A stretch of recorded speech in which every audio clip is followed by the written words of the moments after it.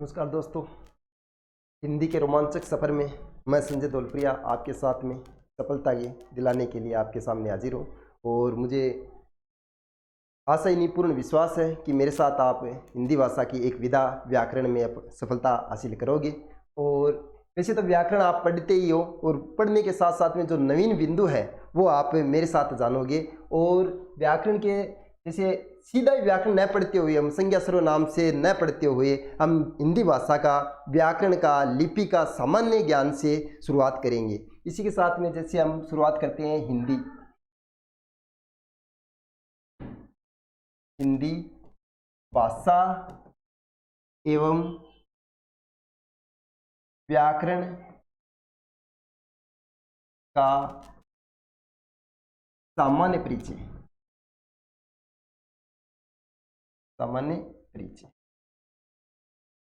सबसे पहले हम हिंदी देखते हैं। हिंदी शब्द की उत्पत्ति कैसे हुई, हिंदी शब्द हमें कैसे मिला। जैसे हम यहाँ लिखते हैं हिंदी। अब ये जो बार बार में हमारे हाथ से हिंदी में आधा बीच में हलंत लगता है ना, वो हलंत लगता है, ये इसका क्लियर कर देता हूं कि ये क्यों है। अब हिंदी ऐसे क्यों लिखा जाता है, हिंदी शब्द, ये दोनों शब्दों के बीच की जो है दूरी वो बता देता हूं आपको पहले। कि एक तो ये है जिसमें इसको अनुस्वार कहा जाता है और इसको हलंत कहा जाता है।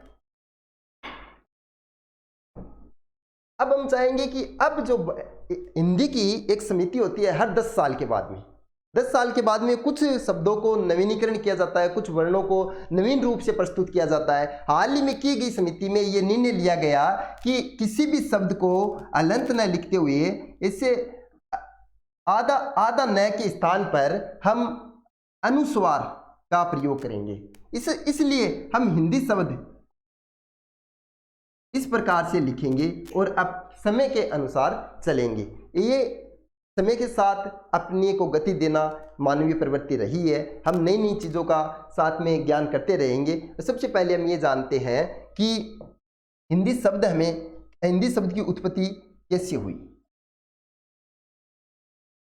हिंदी शब्द की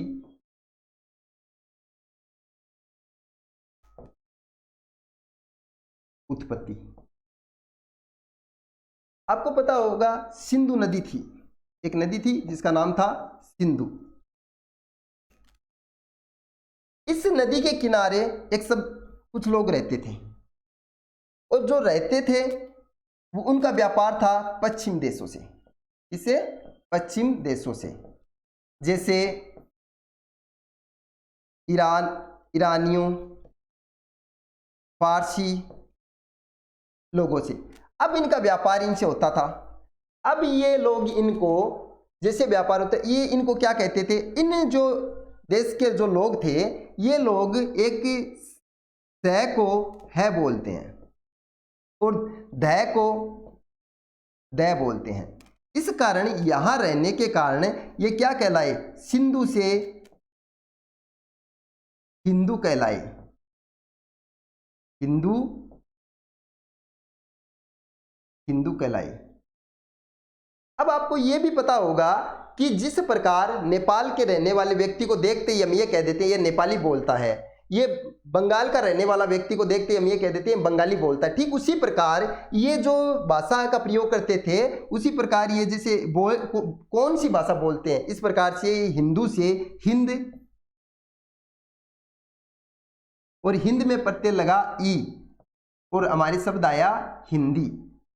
यानी यहां सिंधु सभ्यता के किनारे रहने वाले लोग कौन सी भाषा बोलते हैं, हिंदी बोलते हैं। इसलिए यहां से एक प्रश्न उठता है कि हिंदी किस भाषा का शब्द है, हिंदी किस भाषा का शब्द है। तो आपका उत्तर होना चाहिए हिंदी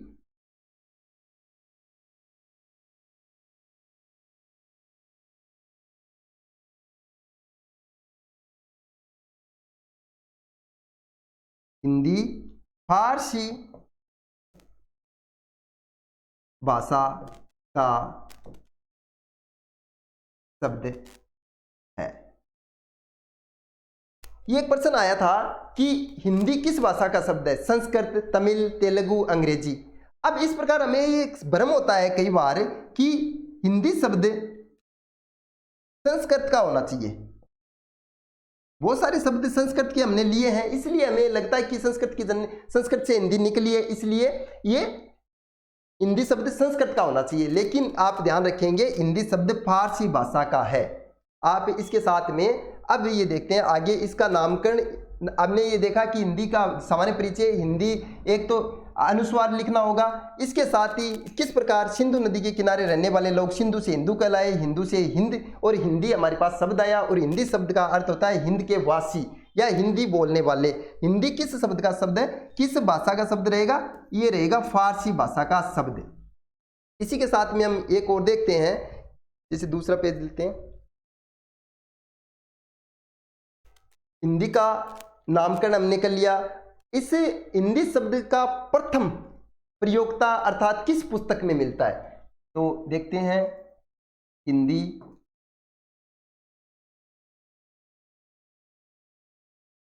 हिंदी शब्द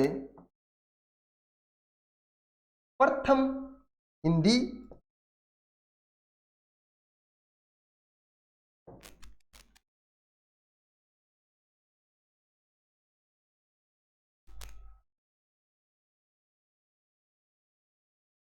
शब्द प्रथम किस पुस्तक में मिलता है। एक ये प्रश्न है जो आपके दिमाग में आना चाहिए कि जब हिंदी का हमने नामकरण देख लिया कि ये भाई फारसी भाषा का शब्द है, लेकिन पुस्तक कौन सी पुस्तक में ये हिंदी शब्द सबसे पहले हमें देखने को मिला, तो आपका उत्तर होना चाहिए ये जफरनामा। जफरनामा ये एक पुस्तक है जिसमें सर्वप्रथम हमने हिंदी शब्द भाषा के रूप में प्रयोग हुआ देखा था। इसलिए इस पुस्तक आपका ये किसकी लिखी हुई है, इसके लेखक कौन है, इसके लेखक हैं सरफुद्दीन यजदी। ये एक नाम है, सरफुद्दीन यजदी लेखक है जफरनामा के, और इन्होंने सर्वप्रथम हिंदी शब्द का प्रयोग भाषा के रूप में किया था। इसलिए हिंदी शब्द का प्रयोग सर्वप्रथम किस पुस्तक में मिलता है, जफरनामा में मिलता है। इसके लेखक है सरफुद्दीन यजदी। ये बात हमें दो चीजें पता चली कि हिंदी प्रथम उत्पत्ति कैसी हुई, हिंदी किस भाषा का शब्द है, हिंदी शब्द सर्वप्रथम किस पुस्तक में मिलता है। ये 3 प्रश्न आपके सामने हुए। अभी आप बात करते हैं हिंदी भाषा। अभी तक हम एक शब्द के रूप में चल रहे थे कि हिंदी एक भाषा है। अब भाषा बोली, ये मैं आपको बता दूं कि हिंदी भाषा है, बोली है या विभाषा है। बोली, विभाषा, भाषा, इनमें क्या अंतर होता है। जैसे मैं बार बार ये कह रहा हूं हिंदी भाषा, बोली क्यों नहीं कह रहा, मैं विभाषा क्यों नहीं कह रहा, ये आपको ध्यान रखना कि जो सीमित क्षेत्र में बोली जाती है, सीमित क्षेत्र में कोई भाषा या बोली जो बोली जाती है, जिन लोगों द्वारा बोली जाती है, छोटा क्षेत्र होता है, वो क्या कहलाती है, बोली। और भाषा क्या, जो असीमित क्षेत्र में,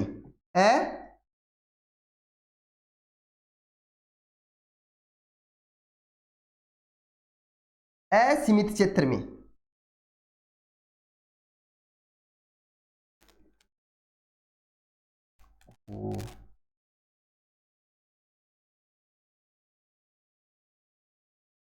असीमित क्षेत्र में बहुत बड़े भूभाग पर अगर जो भाषा बोली जाती है वो क्या कहलाती है, भाषा।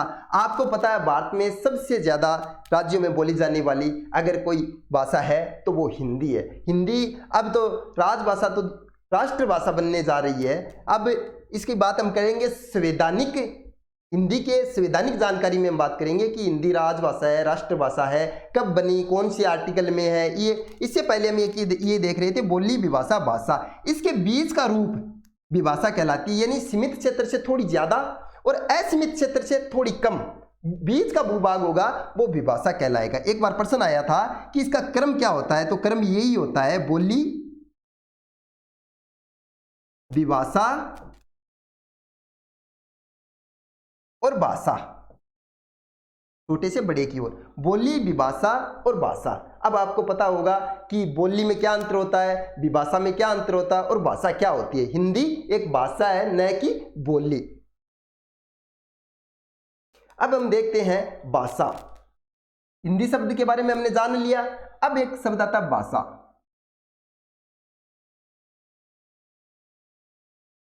हिंदी भाषा, एक मैं आपको बीच में बताता हूं कि जो हिंदी भाषा है, हिंदी भाषा, इसमें जो एक शब्द होता है सार्थक, एक होता है निरर्थक, लेकिन ये हिंदी में शामिल नहीं है। कहीं भी हिंदी में निरर्थक शब्द आपको प्रयोग में नहीं होंगे। एक जैसे द्वंद्व समास में आपको मिलेगा, लेकिन उसका अर्थ अलग रहेगा। अब आप ये कह सकते हैं जैसे भाषा है, भाषा किन को कहते हैं, भाषा की उत्पत्ति कैसे हुई, ये सारी चीजें हिंदी में हर एक शब्द जो भी कुछ लिखा जाएगा, जैसे कम, इसका मतलब होता है न्यून, थोड़ा, अल्प, ऐसी इस प्रकार से आप कोई ये नहीं हो सकता कि भी इसका कोई अर्थ नहीं है। इसलिए मैंने बताया कि यहाँ जो शब्द होंगे हिंदी में वो सभी के सब अर्थ देने वाले होंगे और उसका नामकरण रहेगा। इसी के साथ हम देखते हैं कि भाषा, संस्कृत के भास धातु से बनी है। भास धातु, धातु किसका होता है, संस्कृत। संस्कृत में भाषा शब्द संस्कृत के भास धातु से बना है, जिसका अर्थ होता है कहना। अब आप समझ गए होंगे कि भाषा का अर्थ क्या हो सकता है, लेकिन कई व्याकरणचार्यों ने आपको एक ये भी बताता हूं कि व्याकरण और व्याकरण, ये अगला टॉपिक रहेगा जिसके साथ में हम भाषा के आगे चलेंगे। भाषा की लिपि और भाषा की संवैधानिक स्थिति, उसके बाद में व्याकरण पढ़ेंगे। ठीक उसी प्रकार इसका भास धातु का अर्थ होता है कहना। अब भाषा की अगर आपसे कहते कि भाषा क्या होती है, भाषा होती है मन के भावों को व्यक्त करने का साधन। भाषा है क्या है, मन के, मैं लिखता हूं आपके, ये मन के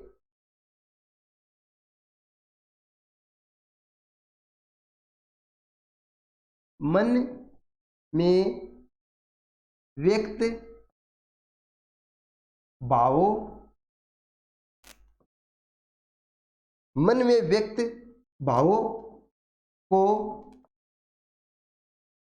कहना। अलग अलग प्रकार से अलग अलग आपको व्यक्त किया गया है। कितने भी भाषा परिभाषा बना सकते हो, अलग अलग व्याकरणाचार्यों ने, अलग अलग विद्वानों ने अलग अलग रूप से व्यक्त की है। मन में व्यक्त भावों को कहना या प्रदर्शित करना भाषा कहलाती है। मन में व्यक्त भावों को कहना, व्यक्त करना, ये सारी भाषा है और भाषा का अर्थ है कहना।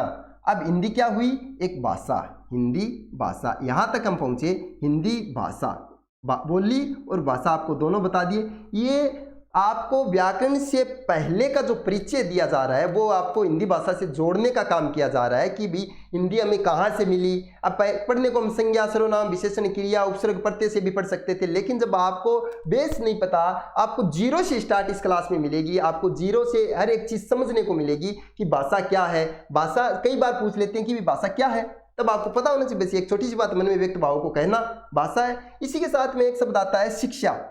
ये एक्स्ट्रा ये है, कई बार पूछ लेते हैं कि ये शिक्षा क्या होती है भाई। अब ये केवल ऐसे तो नहीं पूछा जाता, मनोविज्ञान में है, लेकिन आप जब पढ़े लिखे हैं, आप इस स्तर पर हैं कि आप तैयारी कर रहे हैं, तो आपसे कोई पूछ ले कि भाई शिक्षा क्या है।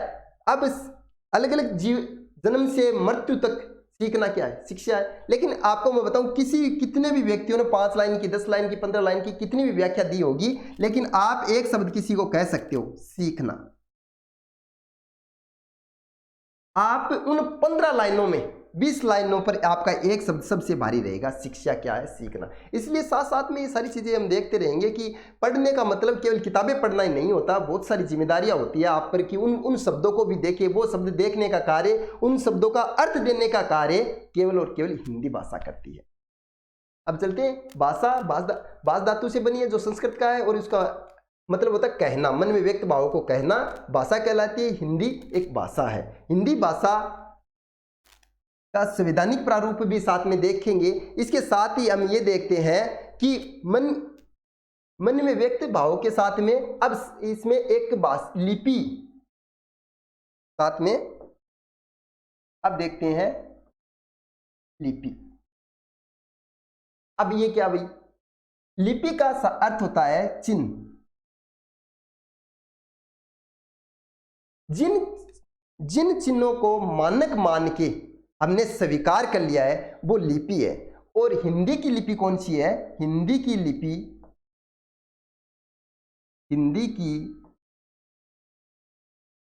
लिपि देवनागरी लिपि है। देवनागरी लिपि।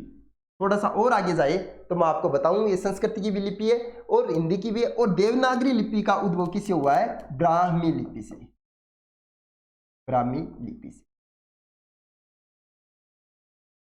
आई समझे? देवनागरी लिपि का मतलब है तो जिन चिन्हों को हमने मानक रूप में मान लिया है कि भी ये क है, ये आसिया में क रहेगा, ख है तो ख रहेगा। इस प्रकार हिंदी की लिपि देवनागरी लिपि है। और लिपि आपको चिन्ह है, ब्राह्मी लिपि से हुआ है। और इसकी एक विशेषता होती है कि लिपि, हर लिपि की एक विशेषता होती है। इस लिपि की, देवनागरी की लिपि की विशेषता है कि बाएं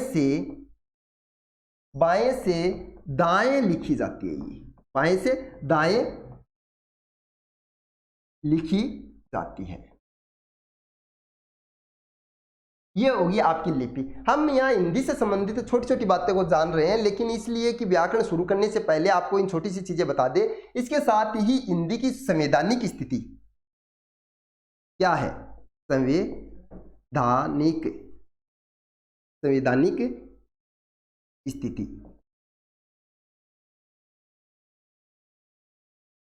आपको पता है हिंदी को संविधान में दर्जा प्राप्त है कौन से आर्टिकल में? तो इसके साथ देखिए हम 343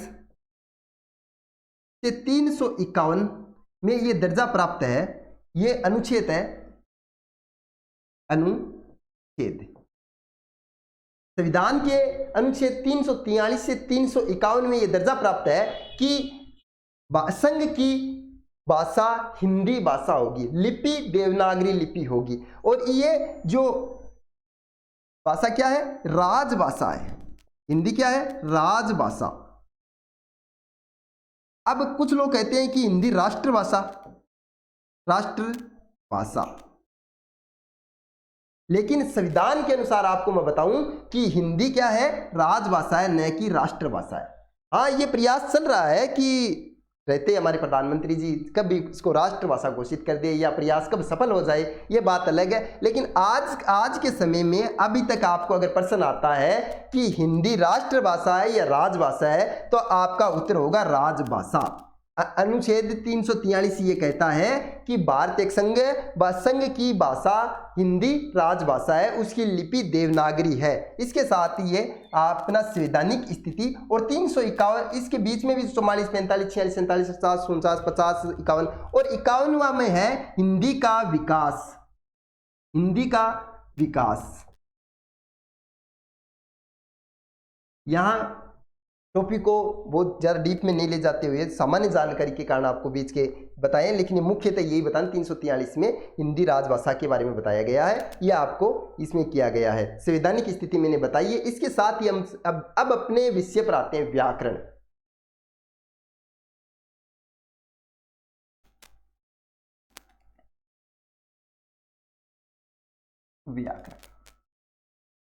अब तक हम हिंदी का सामान्य परिचय देख रहे थे कि भाषा, लिपि, संवैधानिक स्थिति, ये सारी देखना इसलिए भी जरूरी है कि मैं सीधे व्याकरण पर ले आता। आप, मुझे पता है संज्ञा, सर्वनाम, विशेषण, क्रिया से पढ़नी है, लेकिन हमें इसका बेस जहाँ से शुरुआत होती है, जब हमें शुरुआत ही नहीं पता कि कौन सा हिंदी कैसे मिली, हमें हिंदी भाषा का नामकरण सबसे पहले किसने किया। अभी हम व्याकरण भी सीधा नहीं पढ़ेंगे, व्याकरण का भी जानेंगे कि व्याकरण किस शब्द से बना है, व्याकरण का अर्थ क्या होता है, व्याकरण पहली कौन सी किताब थी व्याकरण, और पहला लेखक कौन सा था, कोई मतलब भारत से था, कहाँ से था। इन सामान्य जानकारियों के साथ में हम हिंदी को पढ़ रहे हैं। और ये निश्चित रूप से आपको किसी एक किताब में नहीं मिल सकती, किसी एक वीडियो में नहीं मिल सकती। आप मेरे साथ बने रहिए और निश्चित रूप से आप लक्ष्य तक पहुंच जाएंगे। और बहुत सारे साथ में व्याकरण पढ़ने के साथ साथ में बहुत सारी अन्य जानकारियों के साथ भी मुखरित होंगे। तो हम पढ़ते हैं व्याकरण। अब व्याकरण किससे बना है? विधन आकरण। इसका मतलब क्या होता है? शुद्ध लेखन, शुद्ध लेखन, शुद्ध उच्चारण, शुद्ध प्रयोग, शुद्ध प्रयोग।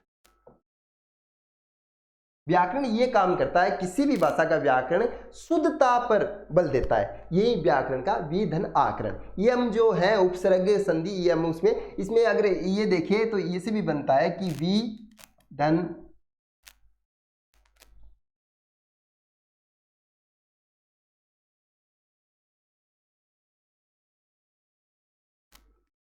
विधन आधन करण।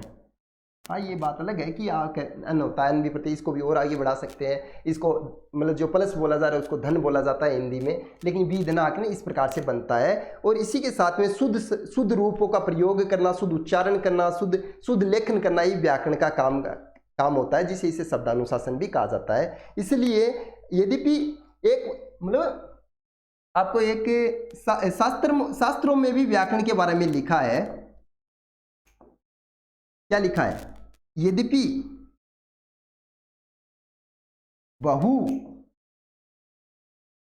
बहुनासिदे, यद्यपि बहुनासिदे पटपुत्र व्याकरणम सौजन मातु सौजन माभूत सकल शकृच्छत। यानी कि आप ज्यादा कुछ न पढ़ो तो कम से कम व्याकरण जरूर पढ़ो। उससे क्या होता है कि स्वजन, जो मैं आपको बार बार बता रहा हूं, ये आपको मैं बोलकर बता दिया है कि शास्त्रों में लिखा है, जो मैंने आपको बताया है। इसके साथ में स्वजन, अब मैंने दो वाक्य बोले थे, एक तो स्वजन और एक होता स्वजन।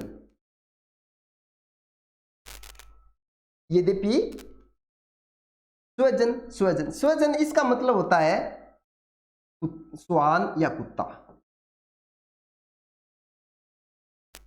और इसका अर्थ होता है प्रिय, आत्मीय।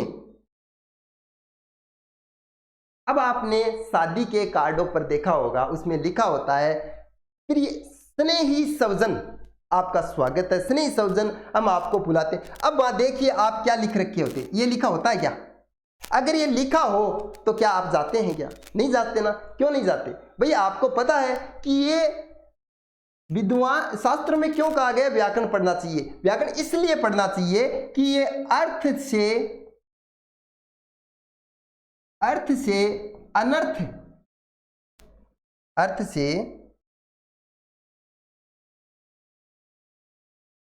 अनर्थ होने से बचाता है,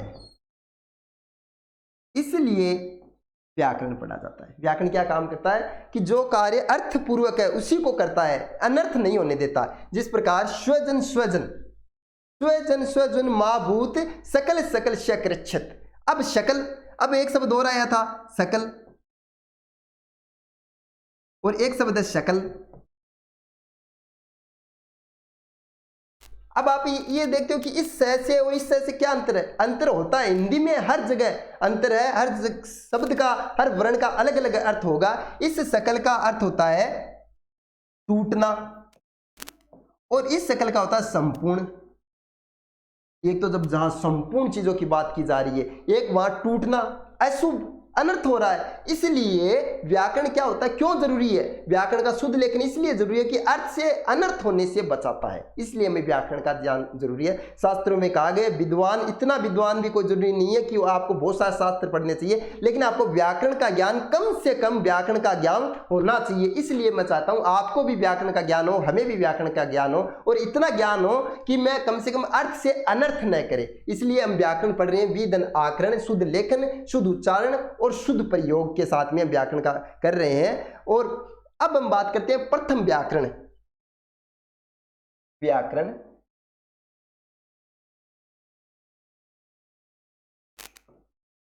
प्रथम व्याकरण ग्रंथ। आपके दिमाग में भी आया होगा कि भाई जब हम पढ़ने जा रहे हैं सबसे पहले किस व्यक्ति ने व्याकरण ग्रंथ लिखा, भाई क्या नाम था, कौन था। तो मैं आपको बताऊं, ये भी आपको ध्यान में रखना चाहिए। प्रथम व्याकरण ग्रंथ था व्याकरण ग्रंथ, व्याकरण ग्रंथ।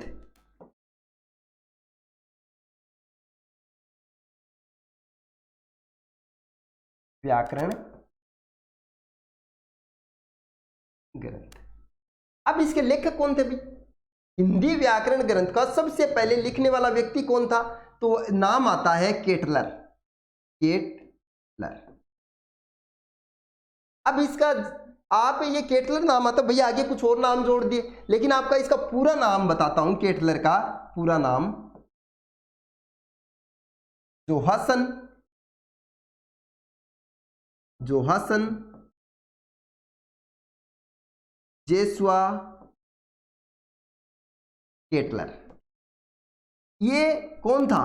ये डच कर्मचारी था, डच कंपनी कर्मचारी, डच कंपनी कर्मचारी।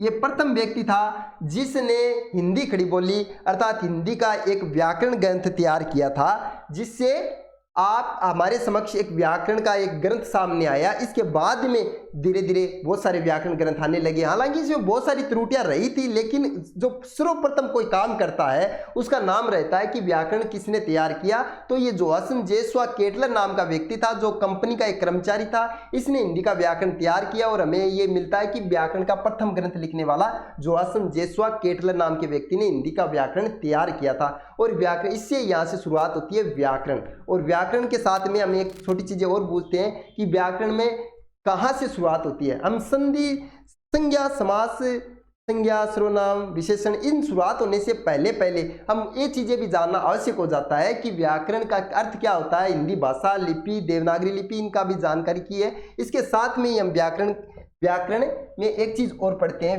हिंदी भाषा और हिंदी भाषा का व्याकरण पढ़ रहे हैं हम। हिंदी भाषा एवं व्याकरण। हिंदी भाषा एवं व्याकरण। अब दिमाग में आता है कि हिंदी भाषा की सबसे छोटी इकाई कौन सी है? हिंदी भाषा, हिंदी भाषा की सबसे छोटी इकाई। अभी शुरुआत हो रही है हिंदी की, हमने शुरुआत कर ली। हिंदी शब्द कहाँ से मिला, भाषा का क्या अर्थ होता है, लिपि कौन सी थी, संवैधानिक स्थिति क्या है। इसके साथ में जब हिंदी भाषा की सबसे छोटी इकाई कौन सी है, अगर एक तो आता है सबसे छोटी इकाई, एक आता है हिंदी भाषा की, हिंदी भाषा की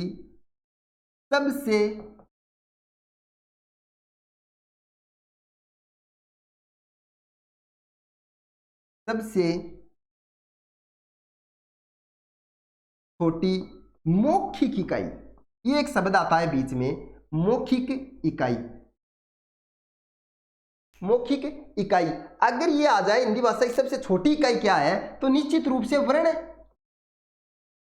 अगर आपको ये शब्द बीच में डाल दिया जाए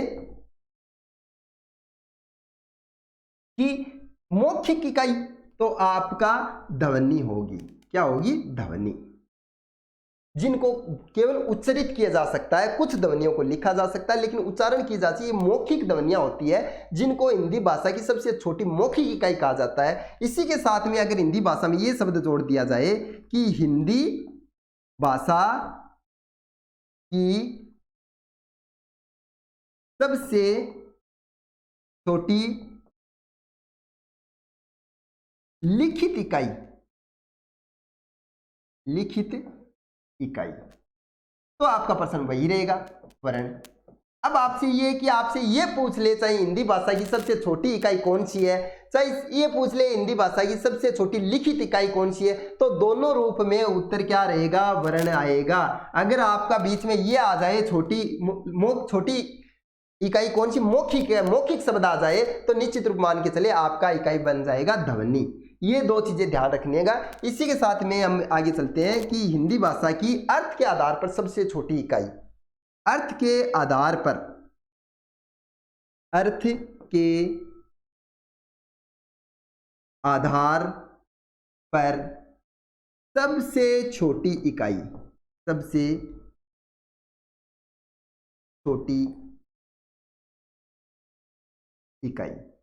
अब तक हम ये पढ़ रहे थे हिंदी भाषा की सबसे छोटी इकाई, लेकिन हम यहाँ अर्थ नहीं ले रहे थे कि भी अर्थ की दृष्टि से है या नहीं है। ये हाँ, जो भी इकाई होगी उसका अर्थ होना चाहिए। अर्थ ना, वर्ण का अर्थ नहीं होता। वर्ण जैसे क है, ए है, न है, ये क्या है? एक ये वर्ण है, सार्थक। अब छोटी इकाई जिसका अर्थ निकले, जिससे इसका अर्थ निकलता है हिंदी भाषा की में शब्द, शब्द ही वो है जिसका अर्थ निकलता है। जिस प्रकार से अब इसकी शब्द की परिभाषा होती है कि दो या दो से अधिक सार्थक वर्णों के मेल को शब्द कहा जाता है। मैंने पहले भी बताया था ये शब्द सबसे ज्यादा महत्व रखता है सार्थक।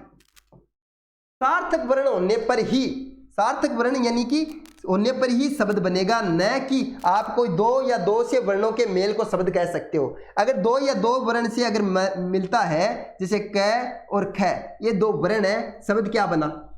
अर्थ क्या हुआ? इसका अर्थ नहीं बनता है, इसलिए सार्थक नहीं है। वर्ण तो है लेकिन सार्थक नहीं है। सार्थकता के लिए हम ये देखेंगे कि क और मैं, ये दो सार्थक वर्ण है। कम का मतलब होता है थोड़ा, न्यून, अल्प। इसी में एक शब्द अगर जोड़ दिया जाए ल, तो बन गया कमल, और कमल पुष्प है एक, इसका अर्थ दे रहा है। हिंदी में मैंने पहले भी बात किया था कि सार्थक शब्द पर सबसे ज्यादा महत्व दिया जाता है कि सार्थक होना चाहिए। निरर्थक शब्दों का यहाँ कोई लेना देना नहीं रहेगा, चाहे आप कितने भी तो बोलो, कितने भी लिखो, लेकिन हिंदी में शामिल नहीं होगा। इसलिए हम चाहते हैं कि सार्थक शब्दों पर लेखन में, उच्चारण में, प्रयोग में ज्यादा से ज्यादा प्रयोग करके ही अपनी हिंदी को सुदृढ़ और शुद्ध किया जा सकता है। इसी के साथ में ये देखते हैं, ये हटाता हूं,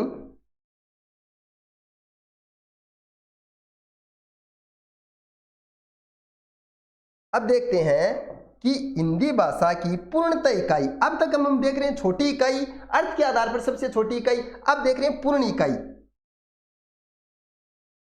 हिंदी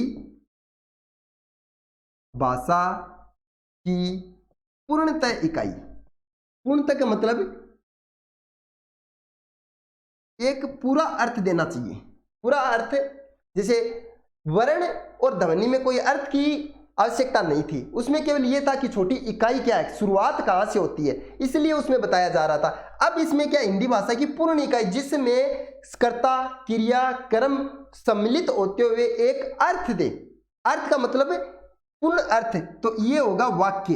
वाक्य पढ़कर ही हम आनंदित हो सकते हैं। वाक्य से ही हम पूर्ण ये जान सकते हैं कि इसका क्या अर्थ निकल रहा है। तो हम देख रहे हैं, जैसे अभी हमने देखा कि शब्द होता है कमल, तो यह अर्थ दे रहा है कम, न्यून, थोड़ा, अल्प का अर्थ दे रहा है। इसके साथ में वाक्य आता है, जैसे कमल घर जाता है। कमल घर जाता है, ये एक वाक्य है, और ये वाक्य में कर्ता, कर्म और क्रिया के रूप से एक पूर्ण वाक्य बनता है, जिसमें एक अर्थ दे रहा है, कमल घर जाता है, एक सार्थक अर्थ दे रहा है, जिसके साथ ये वाक्य हिंदी भाषा की सबसे छोटी इकाई, सबसे पूर्ण इकाई मानी जाती है। वाक्य सबसे छोटी इकाई वर्ण, और सबसे छोटी मौखिक इकाई आएगी तो ध्वनि होगा आपका। ये ध्वनि केवल मौखिक के कारण ही होगा, अन्यथा अगर आपको हिंदी भाषा की सबसे छोटी लिखित इकाई पूछ ले, चाहे हिंदी भाषा की सबसे छोटी इकाई पूछ ले, दोनों ही सूरत में वर्ण होगी। अर्थ के आधार पर सबसे छोटी इकाई पूछे तो शब्द होगी, और हिंदी भाषा की पूर्णतः इकाई पूछे तो वाक्य होगी।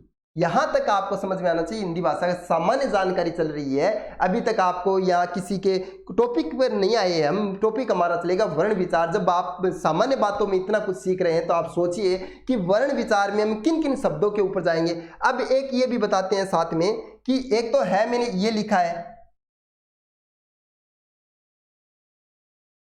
और एक है ये है। कोई अंतर है क्या इसमें? है जी, इसमें अंतर है। ये जो अनुस्वार है ये बहुवचन में प्रयोग होता है। हम घर जाते हैं बहुवचन में, और ये एक वचन में मैंने ये लिखा है कमल घर जाता है, यहाँ अनुस्वार नहीं लगाया है। ऐसी जानकारियां हम साथ साथ में चलते रहेंगे। एक साथ में ये भी देखते हैं, जैसे एक नहीं है, नहीं शब्द लिखते हैं, ऐसे लिखते हैं, लेकिन ये अशुद्ध है। इसके साथ में अगर नहीं लिखते हैं तो नहीं हमें ऐसे लिखना चाहिए। इन शब्दों को भी साथ में जानकारी रखते रहेंगे कि कौन कहाँ कहाँ अशुद्धता होती है। अशुद्धता को दूर करते करते हम क्लास में बहुत सारी छोटी बातों को ध्यान रखते हुए अपनी शुद्धता का प्रयोग ध्यान देंगे। हिंदी भाषा के बारे में हमने ये जाना है। साथ ही आपको बता दें कि जो वर्ण विचार है, वर्ण विचार में हम उन चीज़ों को भी जानेंगे कि मात्रा क्या होती है। अब आपको बताइए मात्रा क्या होती है भाई?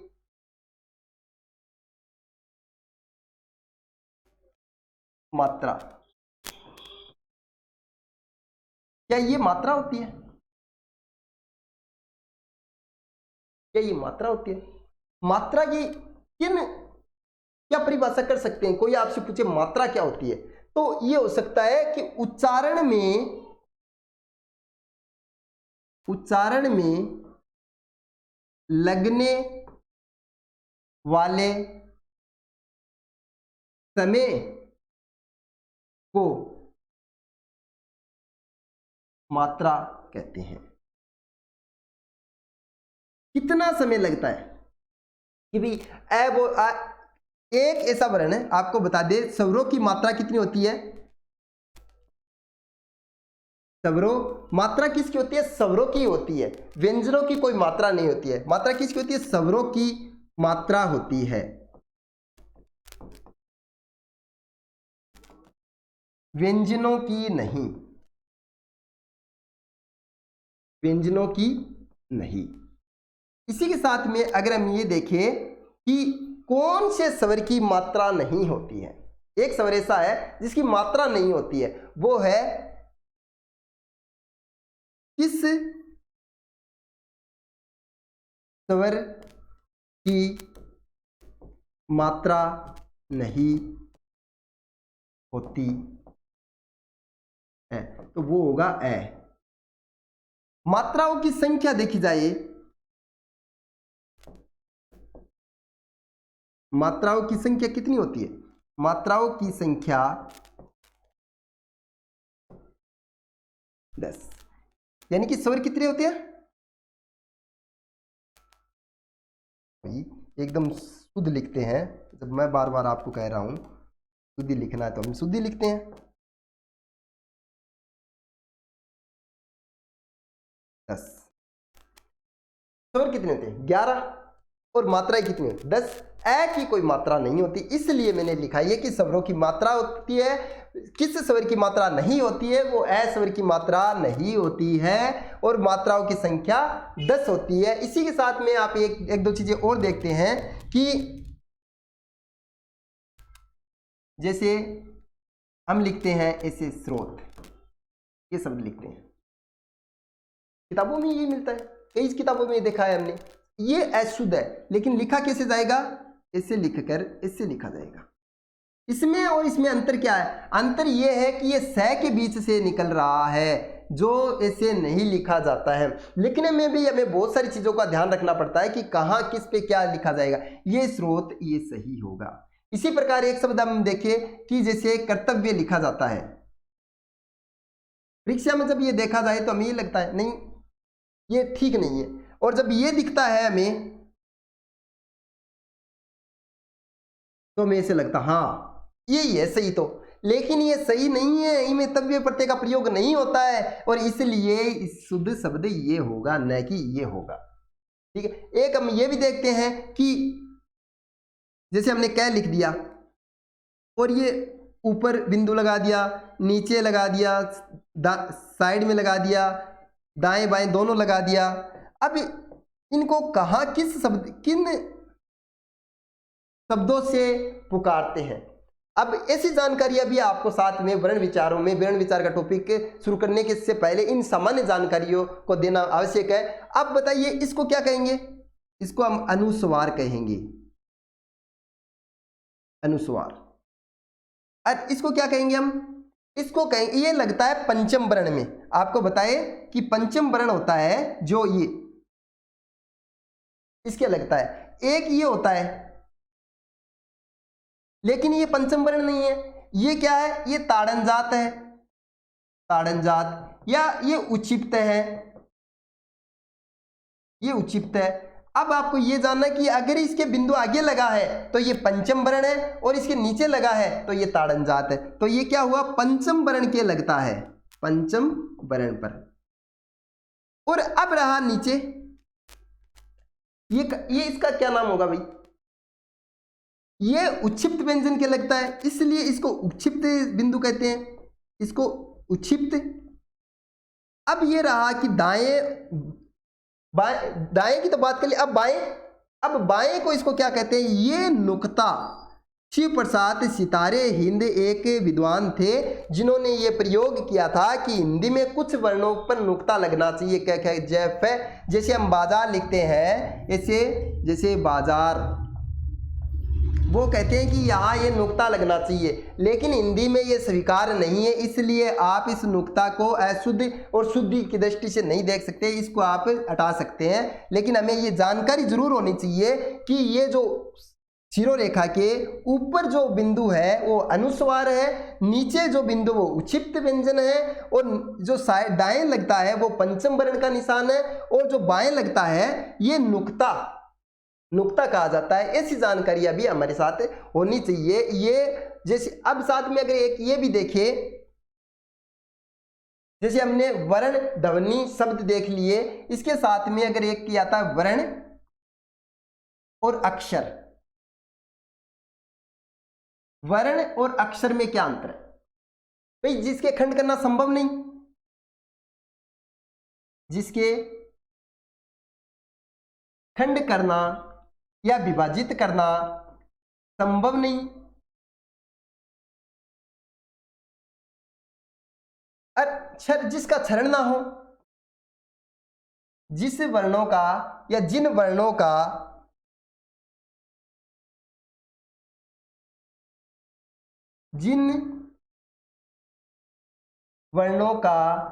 क्षरण ना हो,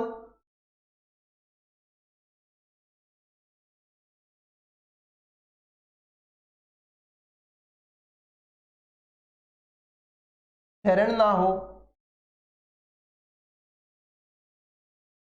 जैसे अब अगर वर्ण देखें तो जैसे